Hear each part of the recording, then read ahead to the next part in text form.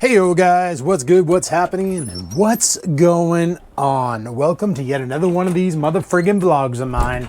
Oh yeah. So yesterday was family day and I did not pick up the camera. Not because I didn't want to, it's because, well, I just didn't want to. No, that's the exact reason. Who am I kidding? But yeah, I was, despite not making any videos, I ended up editing a bunch of videos, but not for me. Just gonna let Oreo outside here, because mind you, he's not gonna want to go outside, because it's pretty gross out there right now. It's, kind of cold, blowing ice. Should be a whole bunch of fun for him. Go on, buddy. Have a blast. Oh, I just had a blast. Anyway, yesterday I basically, just kind of chilled out. I had to edit a bunch of Pound Abbey videos. 4 of them. Still having green screen woes. Let me tell you, I don't know what the hell it is. If it's the camera I'm shooting with or if it's the green screen not being super green, but you shoot the chroma keying and when you bring it into the editor, the green looks so blue. And I don't understand why. I white balanced the camera this time. I was smart enough. I did the friggin' white balancing, got the colors looking good on the viewfinder, but then I get the data into Vegas and it's garbage.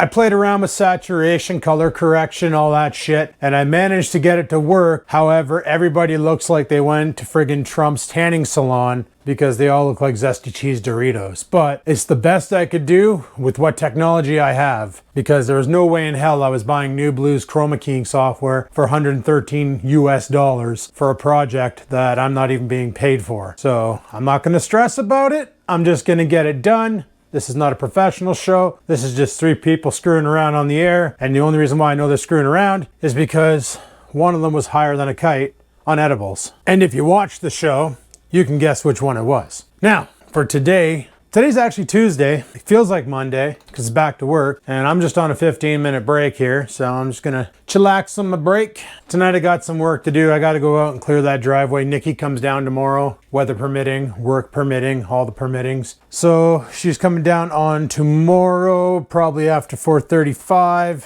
And I'm going to be not filming from Wednesday until Saturday, well, until Sunday.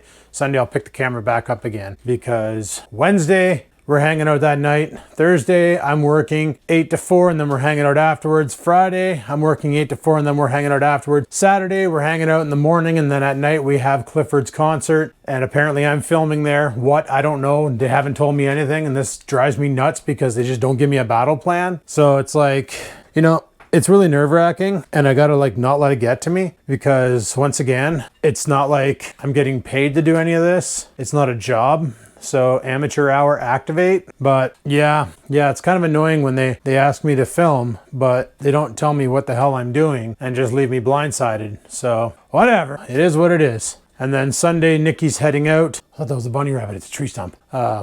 Sunday, Nikki's heading out because I think she has to work at 2 or something like that on Sunday. So who knows what the weather's gonna be like. They're calling for a shitty weekend. So we're definitely not doing beers and a burn. Probably just gonna do beers and beers. That's about it. So that's gonna be coming up shortly. Like I said, she couldn't come down this weekend because the resort was just way too busy. So it is what it is, man. It is what it is. Speaking of it is what it is, I really gotta piss. So even though this comes out later on in March, it's official as of today that they've announced on the radio, the news networks and all that the Ford government has decided to scrap the stickers. And what's really cool is they're going back as far as 2020. So if you bought a sticker in 2020 like I did online and you live in Ontario, like I renewed the truck and the car for 2 years. This year the car expires, so not a big deal because we don't need to renew them anymore. And they're giving us back money for up to 2020. So in Northern Ontario, anything north, I think, of Barrie, it's $60 a year. And anything south, it's $120 a year. I don't know why there's a difference in price for geographical location, but there is. I didn't make it up. The government did. So it is what it is. They're scrapping the entire thing. The reason behind it, like Doug Ford said, is basically a lot of people are going to be jumping through hurdles trying to get back on track with finances and all that as we try and bring this economy back up, because as of March 1st, they're dropping all mandates, the vaccine passport and everything. The only thing they're keeping is the masks in public places. Like when you walk into a restaurant, you have to have a mask on, but once you sit down to eat, you can take the mask off. You know, basically what we're doing now, just you won't have to have your passport ready at the door to show them that you were vaccinated. They don't care anymore. Vaxxed or unvaxxed, you can go have a meal at a restaurant now. They're bringing the capacities back up for locations and things are going to be somewhat returning back to normal. So that should be interesting. that should be interesting. We'll see how that plays out. I just got word that we're probably going to have to return back to the office on April 4th. That kind of sucks because paying for parking is lame. But if you got to pay for parking, you got to pay for parking. Now, they're talking like 1 day a week you're in the office and then the other 4 you're at home. I don't see the point in this. It doesn't make sense. There's no logic. Like, why would you want us in the office 1 day a week? I'm not about to pay $80 a month to park my truck at the office for 4 days out of the month. That's stupid. I'm better off just to go down and start feeding the machines $8 a week just so I can park my truck. Because, like, honestly, there's no sense in parking somewhere for such a little bit of time. Just the logic's not there. Like paying $80 a month versus paying $32 a month. But if it's summertime, I'll just bike to work, but I got to bring my laptop with me, which sucks. So I'd have to put my laptop in the saddlebag, bike to work, hope it doesn't explode, and then come home and hook everything back up. It's just such a pain in the ass, and I expect assets to be broken from traveling because people, they don't take care of their stuff. So we're going to get a lot of warranty returns that are not going to be covered by warranty because people are going to drop their assets, and it's going to be great. It's going to be a lot of fun. Management's fighting for it because right now we can do everything remotely flawlessly, and it doesn't make sense to be back in the office, but it is what it is. So we'll have to see how that plays out too. That's gonna basically suck. Worst case scenario, if I don't have a video every day, I don't have a video every day. It is what it is. Because like I said, when Nikki's here, I don't pick up this camera. I don't film. We hang out, we spend time together, we have a good time. So one day the daily vlogging will come to an end. The daily videos will come to an end. It is what it is. But we'll go as long as we can. We'll just keep pumping them out, keep trying our best. And probably on days when I can't film because I'm too busy, and like even when I'm with Nikki, I come up with ideas for videos and I jot them down.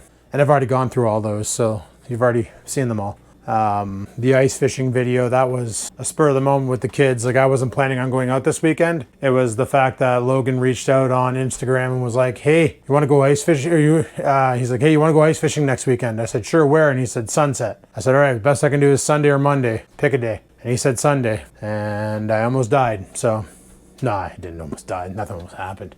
So that it was good to get out one last time, but honestly, I'm friggin' done with ice fishing. I said it on yesterday's video. I'm saying it on today's video. I'll probably say it on tomorrow's video. I'm packing up the old HT today there and calling her because I don't know. I'm going to keep my stuff because, you know, next year, who knows? I'm going to try and save up some money maybe this spring. If I see somebody selling like a Safari or an Exciter or some, you know, shitty sled that's not fast but can actually move faster than my feet across the ice and it's in good running shape and all that, I might scoop it up, get a couple pallets, put it in the backyard under a tarp, and then next year I got Dad's Skidoo trailer. I can always grab that this summer, fix it up, and use that next year to haul it down to the lake, deploy and go, right? Just get the tow bar for my sled or buy a new sled with the tow bar attached, throw my shit in the back, and then just book it out on the ice. Or I might get a tow behind flip over shack, which I really want, one of those where you just stop, drill your holes, flip it over, sit down, fish for a bit. If the site sucks, move, run and gun. We'll have to see what we do and do what we see. But I'm honestly thinking that might be the solution for what I want to do next year, if I care about ice fishing. But this year I'm pretty much done. This walking on my legs, my hips are shot, my legs are shot, everything hurts. I was like, so tonight is the workout. It's legs, back, and biceps, and I'm just like, I'm probably gonna have to skip legs because my hips feel like somebody kicked them. Like I feel like I got hit in it with a hammer right in the bone from like falling on the ice and stuff. So yeah, skipping leg day, boys. I hate doing that because you see these guys in the gym that are like super upper body, all bubbly and buff, and then you see their legs and they're like two little toothpicks, kind of pathetic looking. And I don't want to be that guy, so sucks that I got to skip leg day, but you got to do what you got to do when you're feeling like a bag of shit. Anywho, I think my break is almost done there. I probably got to get back to reality and fix a bunch of shit and collect a damn paycheck so I can afford to buy toys. All right, guys, we'll chime back in a bit. Peace. Alright guys, it's motherfucking lunchtime, but I'm not eating lunch because I had bacon and eggs for breakfast and it's really holding me over. Normally I don't eat breakfast, but today I woke up and my guts were like, bro, we need some food. And I'm like, I know, man, it's going to help facilitate repairs on the body so that tonight I can beat the ever-loving shit out of it again. For lunch today, I'm just going to do what I normally do, and that's like make a shake because they're thick, they're hearty, jacked with protein, which is what I crave. Protein! So let's go ahead here, grab a shaker cup. blender cup, whatever the hell you want to call it. Gonna go with a little bit of creatine X3. Love this stuff. Tastes so good, you'll slap your mama. A little bit of creatine X3 in the belly for fun. Fire 1 scoop of that. Gonna give me my branch chain amino acids. Get this party started on a Saturday night. Grab what's left of my protein. Still haven't touched that Costco protein I bought. That guy I follow, Ryan Huniston, he's like, get a good protein source. Well, I got a good protein source. Where'd you get it from? 3, 2, 1, Costco. He makes fun of Costco products because he just doesn't like them. He finds they're substandard, and you know what? Everybody teach their own. I'm also going to throw some good old maca powder into it because it's really good. Really, really good. Really gets the brain going. Really gets the body going. Has a bunch of other health benefits you can look up. If you want to jump on the old Google machine and give her a tappy tap looky look, you'll be kind of impressed with what you can do with maca powder. And of course, we got to add a little bit of horse barn to it. Some good old ashwagandha. Some motherfucking ashwagandha. A little bit of mood enhancer. Even though I'm in a really good mood today because started off this morning with 10 tickets assigned to me and I only have 1 left because I fixed everything. So go Team Skivinz. You know what? I'm going to throw some more creatine in there because you can never have enough creatine. And if you do take too much creatine, you just piss the shit out. So why not just slam it down? So there's 5 milligrams. Now there's 10 milligrams. And just for shits and G's, 15 milligrams of motherfucking creatine. Then to thicken it up a bit, because we really don't need to do that, but we're gonna do that. Actually, you know what? No, I'm gonna throw a little bit of pre-workout in there too, just to make things more fun. Why not get those arginine levels through the roof? I swear, you buy these containers from friggin' Walmart of like pre-workout, and 25% of it is these silica packets. Just make it so it doesn't clump together. They put like 6 of them in there. It's like, oh, this feels like a good weight. Oh, it's 209 grams, but like 100 grams of that is the silica packets. Now I'm gonna throw some blueberries in there, not too many, because I made one of these yesterday and I kind of put too many blueberries into it, and well, I could have ate my shake with a spoon, which is a good idea if you want ice cream, I guess. I guess I could make some blueberry ice cream with this. I'll just put about a little bit in the bottom just to give it some texture and color. So Oreo's honking. There he goes. There he goes. Come on, bud. There you go. Did you get it? You got it. Really wish there was like something like a pill or a puffer or a needle or something I could give him to make that go away, but what can I say? Like my dog almost sounds like he belongs in a 1980s friggin' bingo hall, just hacking darts and cracking farts. All right, and there we go. Mother friggin' protein shake down the friggin' hizzy hatch. Slam it! Chug-a-lug-lug. It's still super thick. Wow. Did I just drip on myself? It's so good. I love doing these shakes with the blueberries only because it's like not long after I take the shake, I can feel my body feeling better. I remember when I wrecked my shoulder back in 2019, this shoulder, my right shoulder, I destroyed it doing friggin' laterals and I damaged something, probably the rotator cuff. I don't know, whatever. I was sitting there, I would do protein shakes and nothing would happen. But then the one day I went to Independent and I'm like, maybe I should add some blueberries to my protein shakes and see what happens. And I did. And the end result was the pain went away. I was like, okay, all right, pain's going away. Cool. This is interesting. So then I was doing it a bunch of times and then all of a sudden the pain was gone. Like it's like the blueberries were adding the carbs I needed to repair the damage I was doing to my shit. So that's pretty sweet. And it worked out friggin' really well. So, but yeah, fun times. So I've been shopping kayaks. Rex has a buddy who I was told to talk to about fishing kayaks. I'm still trying to decide on just being cheap and getting one with a paddle or forking out a bit more dough and getting one with a pedal drive system.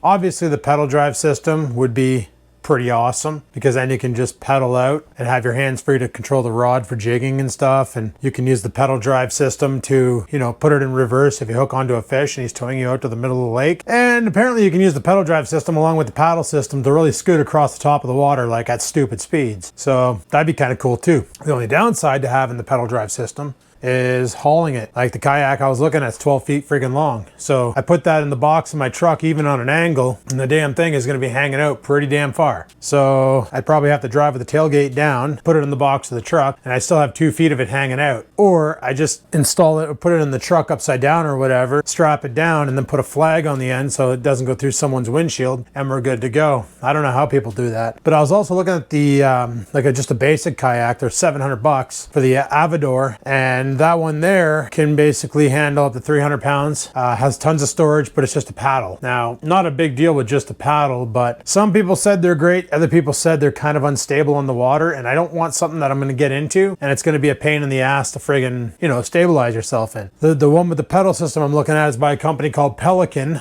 They're the same people who make the sled that I haul on the ice, and Pelican's always made good products as far as I know. Like, you can buy cheap Pelican kayaks for kids, and they're, you know, they're for kids. They're not like top end stuff, but you know, they're higher end stuff. Like, they got a fishing kayak for $1,000, has a bunch of stuff in it, including a nice floor that you can stand on. It's 10 feet long, and it would do the job, you know. Because I thought about, you know, this spring when everybody's selling their snowmobiles, picking up a snowmobile. Like, if I can find an old Safari Exciter, friggin' an MXZ or whatever, like, just find an old sled that still runs good and then pick it up for dirt cheap, because a lot of people are like, oh, I don't want to store it, and they just dump it. That happens around here way too often. I'm already seeing sleds on Kijiji. People are just about ready to call her quits and just get rid of them. Next year they'll buy something new or whatever. So, like, the older sleds, yeah, they're pigs on gas. They're not exactly fuel efficient. You know, they're carbureted. They're not fuel injected. They got some new EFI ones out now that are a little bit more fuel conscientious, but a lot of the older ones are just giant pigs on gas. They're just completely horrible. But all I want it for is to get on the ice, go fishing, have an enjoyable day without having to stress myself right the frig out because the terrain sucks and I'm not driving my truck on the ice. I know a lot of people, like, even the kids are like, why don't you just drive your truck out? It's because my tires are not designed for that terrain. My tires are designed for asphalt. They still got a lot of tread in them. The tires are still brand new. They're just not designed for anything but asphalt. Like, I spin on the grass.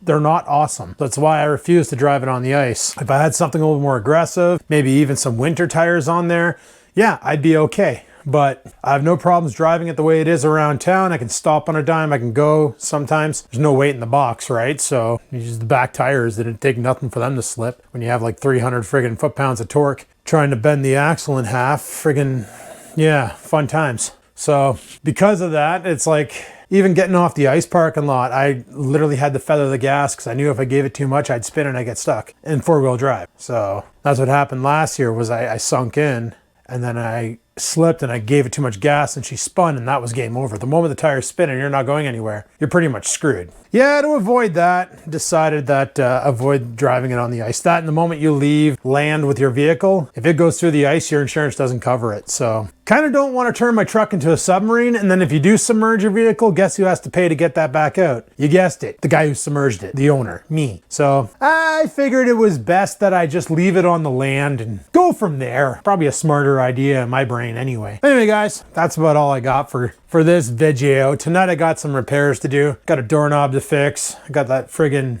tent to put away and get rid of. Got to fix my driveway because it's covered in white stuff that just won't go away ever. And when you think it's going to go away, it comes back with a vengeance. And I don't know what else I had in mind, but I definitely got to take a look at that doorknob. We might have to go shopping and buy a new doorknob tonight because I don't know about that one because she's acting really weird. It's not closing, like you turn it and it stays open. So I'm going to inspect that tonight. We're going to see what we can do and do what we can see. But as for now, guys, thanks for watching. Hopefully you enjoyed today's video. If you did, click that like button. Any questions, comments, concerns, down below they go. And until next time, guys, live it to win it, and peace the frig out.